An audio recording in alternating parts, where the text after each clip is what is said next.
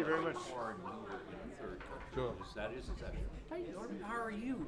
Very well. Good to see you.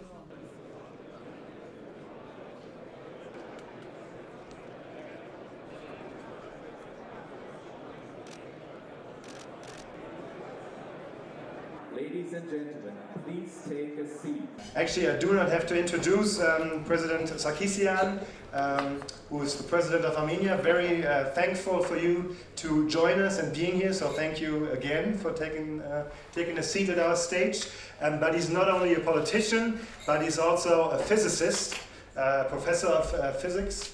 And so he will give us an insight what physics and politics, where they collide, and what new we can learn from this. He will tell us about quantum politics, so where politics leave the parallel or the straightforward way and enter in the world of quantum, where you maybe can't see where they're going. But the floor is all yours. I'm really looking forward, and thank you again for being with us. Thank you very much, Mr. President. It's my pleasure to be here today. And let me just start with the theme of this conference about the complexity of our world, the world that we are living.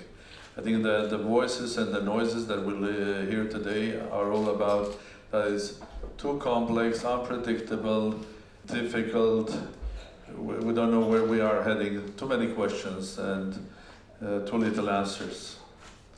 And I don't know, will I add to the questions or to the answers? Most probably more to the questions rather than to the answers. But I would like to start from the speech of President Steinmeier today when he was speaking about the complexities of the world, but also mentioned one specific phrase saying that in this new world that we are living, and most probably the internal agendas of specific nations and states are having huge influence on international relations and policies and uncertainties that we're facing, that we're living in a completely different world already.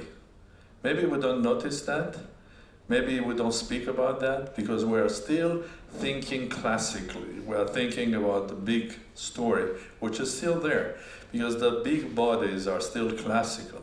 But when you go down to the small elements of the matter, in this case, the matter of public, the things are changing dramatically. And this is where I would like to call it the quantum politics.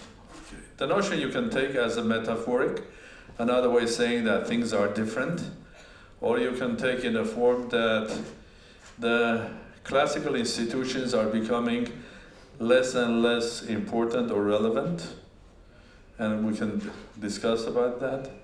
Or you can take in a form that quantum technologies, the new technologies, are having huge impact on our lives, or even further, I think they are changing not only the way we live, but also saying they are also changing the fabric of our societies. We have to be brave in order to come up with non-standard solutions to the problems that we are facing, and so on. So I'll stop there. But all of that started probably around 100 years ago, here in Germany as well. More than 100 years ago, I think, the world of physicists were living a similar situation. I mean, they were all fine, happy with classical mechanics. Everything was like explainable, like it was 20 years ago in politics. But then they started discovering features of physics that could not, Newton's classical mechanics could not be explained. So huge confusion, didn't know where we are going. There was a collapse of the world. Things were there, you couldn't explain what's happening. Uncertainty in physics was growing from day to day until physicists realized that they have to change. Not to find something new, but to change the way they think. So instead of thinking classically about objects that are moving from one place to another, when you can't go to the smaller size of the same object, to the atoms, further down, molecules, atom to the elementary particles, the classical logic doesn't work. It's not only about physics. The logic doesn't. What is simultaneous? Can they be in the same place at the same time? So, but I mean, the not artificial intelligence, the human intelligence, the genius found a way to that, saying that we have to completely look at this problem from a different point of view. Because of the innovations that came from quantum mechanics, we started living a completely different life. We started flying to the moon. We started creating nuclear power plants. We created something which is here in my pocket, which has changed our life. Yeah? This is quantum physics as well. We have learned to use the nuclear power for good and for bad, to use the solar energy, which is so little, in a proper way, and so on and so forth. And we are going to use it even further and further and further, because quantum technologies, quantum lasers, quantum computing are dramatically going to change us. But they are changing not only the equipment technology, they are changing our societies as well. Okay, this one. What does this mean? There's me, and there's me. I'm the material one, and this is the virtual one that a big part of my life is virtual. So I live a material life, and I live in a material world which is regulated with specifics, understandings. It's a classical world. But I also live here, which is virtual. I'm interconnected worldwide. My interconnection is with the speed of light. And my interconnections are so much, and they're unpredictable. And they are not ruled by classical ways. This is a world without regulation. But this is a big part of our life. So we humans now live two lives. One a virtual one, the other a material one.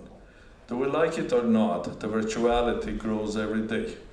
Do we like it or not, it is going to have impact on our material life, and it is having impact on our material life in many ways. Well, let me give you, or ask you a question. Does this impact how democracy is exercised? Of course, yes. In a classical world, how do you exercise democracy? From election to election, meeting your constituency every 3-4 months, as you get a green light by those who are voting for you for another 4 or 5 years to exercise something you get. But this new world is democracy every day. Daily, hourly, minutely, and this is going to be more and more and more. Partially, we are quantum already, because we live in the virtual world. When you speak about global risks, there are more and more, they are becoming non-classical. Examples, a lot of them. Viruses, how do you spread? They start somewhere in China. We're lucky that incubation is 14 days. Imagine the incubation is a month or 2. The effect will be completely quantum. It will start in China. The next cases will be in Argentina, in Canada, worldwide. They will not start moving gradually from China, step by step, with a specific classical speed. No. One case here, not next one. Why? Because we live in a world that we're no longer 2.5 billion people, we're 10, interconnected, interlinked, intertraveling, and the world has become a place of individuals getting very quickly interacted and so on. Terrorism, it's quantum. You no longer need a political party, a religious group, a training ground, because everything is here in the virtual world. Everything is fast, quantum. So even if you kill somewhere in Afghanistan, the leaders, if they're organized well in here, in the virtual world, what you need a young man somewhere in Europe to be triggered his mind by a specific words. They should be ready internally, or dissatisfied, or unhappy. And then you trigger a terrorist. You can teach him here, you can move him, and he can act it. So how do you fight it? By sending troops, bombing, what? So it's quantum. So in order to fight terrorism, we have to rediscover the new world that we are living. And we have to try to understand. The amazing thing that I, as a physicist, I'm not speaking about mathematics here, because you'll be all bored, but the amazing thing that I found doing my research is that because of the number interconnectivity, I think one important thing that works there is that a lot of things could be explained, could be predicted, if you have a completely different philosophy or logic how to approach also social life or politics. Like 100 years ago, people like Heisenberg, Paul Dirac, later Richard Feynman and others, have completely redesigned the human logic, the way we look at nature. The same way we will be forced in the future, I think, to start redesigning the way we think and analyze, predict in a completely different form things that are happening around us. Starting events, politics, how you manage it, and parallels will be phenomenal. The example that I brought to you of a revolution in Armenia is a classical fusion of elementary particles. You have plutonium or uranium, which is of a specific mass. In the social society is a specific mass of unhappy people.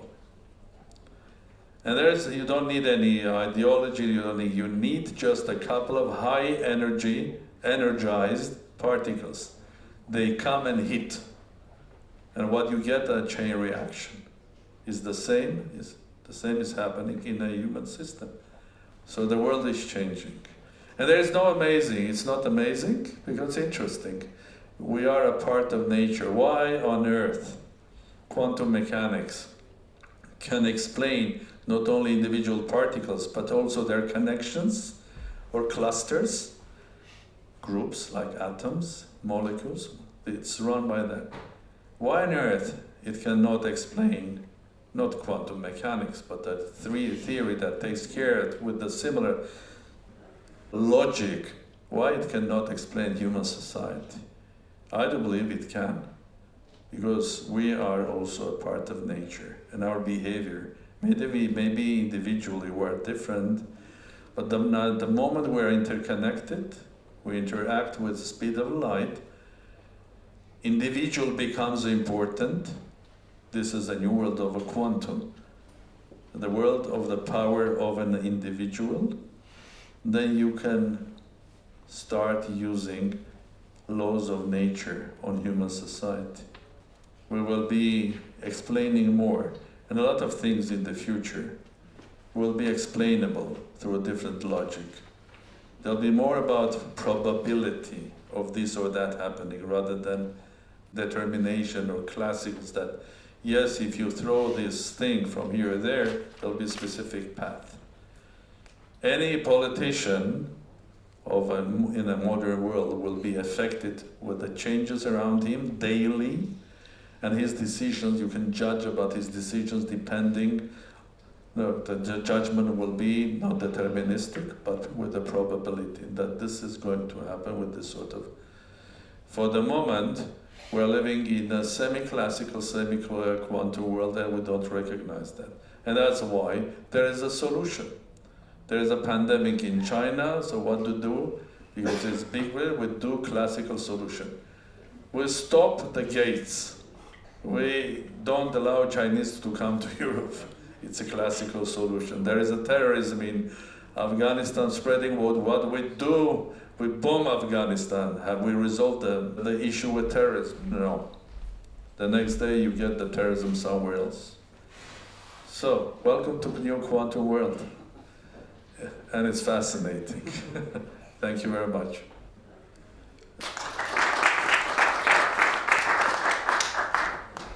Armenia is a small state, it's a global nation. Okay? And now, there are as many Armenians living probably in the United States and Russia than in Armenia. But this is a global world. That means we're so much connected. So what does an Armenian in California, in Pasadena, coming home in the evening, what is that he does? Well, he has a couple of choices, either to have nice Armenian brandy or to watch Game of Thrones or to sit in front of his computer and to go into a Game of Thrones, which is entertainment, but interactive. Because he goes into Facebook, started giving advice to president, to prime minister, and that number of advice can grow from 1 to 10, from 10 to 10,000, from 10,000 to 50,000. And he's giving advice to the government of Armenia on taxation, for example. Okay? And the government, the prime minister, the minister of finance is sitting there, is getting 50 or 100,000 people. And if you're sensitive, you are accepting the whole fact that you live in a virtual world, this is a message to you that this is what people want from you. Then you start analyzing this unregulated flow of information to you. Out of 100,000, probably 30,000 is fake. The other 30,000 are Armenians from Armenia, and the other 30,000 are Armenians from California. They have fantastic ideas, but eventually when you will pass a law, which is a classical one, it's not going to affect them. Absolutely. They're not going to pay that tax because they pay American tax. So how do you handle that? I think one of the first things that we have to start doing is to think about new ways of regulating, which is things that are not regulated at all, which is the virtual world or the quantum world of politics. In the virtual world, there are no boundaries. There are quantums, individuals, interconnections. Living in California, you can have huge influence on what is happening in Armenia. To define which one is real, which one is from far away, and which one is fake is absolutely complex story. So how do you deal with that in a real politics? First of all, you have to find a way identifying those clusters which are based in Armenia. There are ways of defining them, but first of all, I think we need to think about how to regulate or to understand the quantum world or the virtual world that we live. Well, I have some ideas, but I don't want to share it publicly. I'll tell it to you because they will look ridiculous maybe, even for politicians. But until we not define the rules of the game of the new quantum world, think about how to use it will be impossible. Because we will always do something which is classical, and that classical solution will not be effective at all. And it's not only that Armenians affect Armenia. I mean, the Europeans can affect America, Americans can affect Russia, Russians can affect China, and so on and so forth. And we live in that sort of a new world. The life we're entering now is going to be so complex and complicated that I think, and it will have its advantages. But if we realize that there's another aspect of what I'm trying to say, is today, even today, we can make decisions out of the box. It's a time for us to start thinking out of the box instead of repeating one after another the same truth or say the same classical sort of formulas that everybody knows. But we also speak about climate change, am I right? Okay? Let me give you a simple example. Climate change. One definition, the world is unique for everybody, am I right? If I plant a tree here in Munich, I'll make a contribution to the world climate, probably, and I will change also a little bit the climate in Armenia as well, am I right? Because the world climate is universal, I think it's everybody's. Now, how do we fight it? Let's think out of a box. Armenia, and let's take Germany or France. Bilateral relations, let's suppose this is not facts. Okay? Armenia has a 500 million debt to Germany or to France, or let's say to China. So what can Armenia offer? Instead of paying you the interest of my loan or the capital of it, what I will do, I will not pay you, but use that money in order to plant trees in Armenia or do something green in Armenia. And I will give it to you instead of the money, I will give it to you the credit. It's a win-win situation. We are building our country better and greener. We're contributing to the world green. It works. If we accept that the world is for everybody, says the climate is our own. The climate doesn't have state boundaries that we have created. The climate is for everybody, and the nature is for everybody. And if you are committed as a big state to climate change, why don't you do something which is out of the box?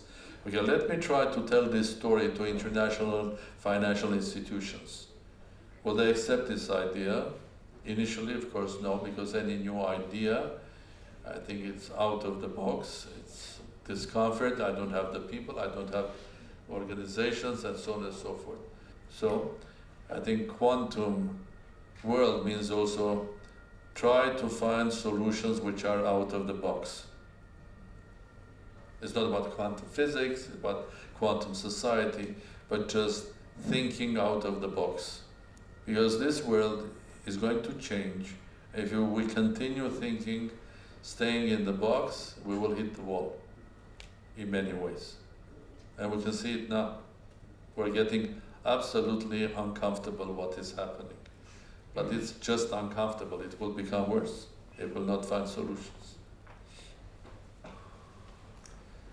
Thank you, Mr. President. My name is Peter Newman. I'm a professor of security studies at King's College London. And I say that because one of the most famous people to have worked at King's was James Clerk Maxwell. And he discovered all his theories about electromagnetism when he was working at my institution. So I'm very proud of that. Anyway, I wanted to ask you, in this country, I'm German, we've had a physicist who's been the chancellor of our country for 14 years, Angela Merkel.